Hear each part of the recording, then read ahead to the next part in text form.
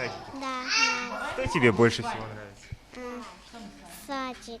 Маленькая София от садика уже без ума. Много подружек, игрушек и детей. С открытием нового дошкольного учреждения у этих непосед появилось место, где они смогут развлекаться, развиваться и познавать мир со всеми его красками.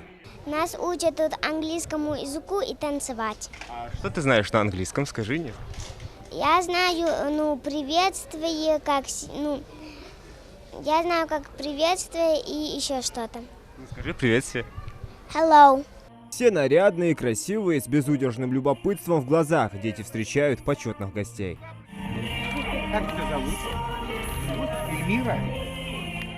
На церемонии открытия глава Ингушетии, первый замминистра просвещения России, почетные гости поздравили с этим важным событием детей и родителей. Мы сегодня делаем очередной шаг в развитии дошкольного образования. Мы еще будем многое претворять в жизнь. Благодаря тому, что нацпроекты, они реализуются в нашей республике.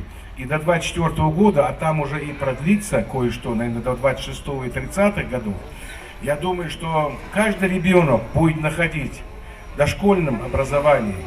И это ведь здесь воспитывается их прилежность, их подготовка к знаниям в школе, чтобы это было на радость детям, и чтобы они чувствовали здесь себя как дома.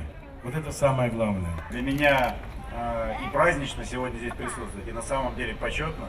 Это открытие каждого социального объекта в нашей стране. Очень важное событие.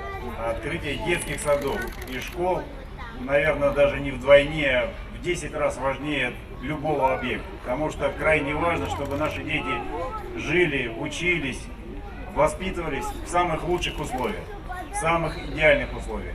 Торжественное перерезание ленты, затем экскурсия по детскому саду. Глава Ингушетии вместе с федеральным чиновником обходит все кабинеты и проверяет качество проделанной работы и созданные условия от медпункта до пищеблока.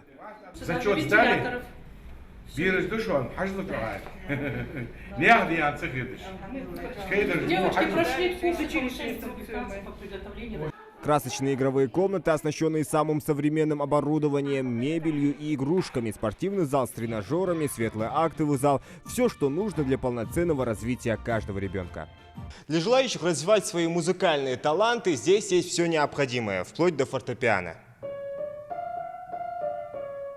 Яркое здание, красивая мебель, веселые игры, добрые воспитатели. Больше детей новому объекту рады родители. Многие давно устали нанимать частных нянь или возить ребят в садики близлежащих сел. Теперь все перед носом, да еще с такими возможностями. Условия, воспитатели подобраны прям просто идеально.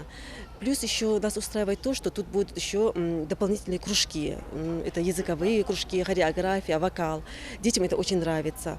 Они с удовольствием ходят на дополнительные кружки, либо занимаются подготовкой к школе.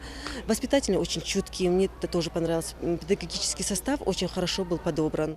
Новый детский сад с говорящим названием рассчитан на 220 маленьких гениев. Во дворе игровое оборудование, теневые навесы, где ребята смогут отдыхать.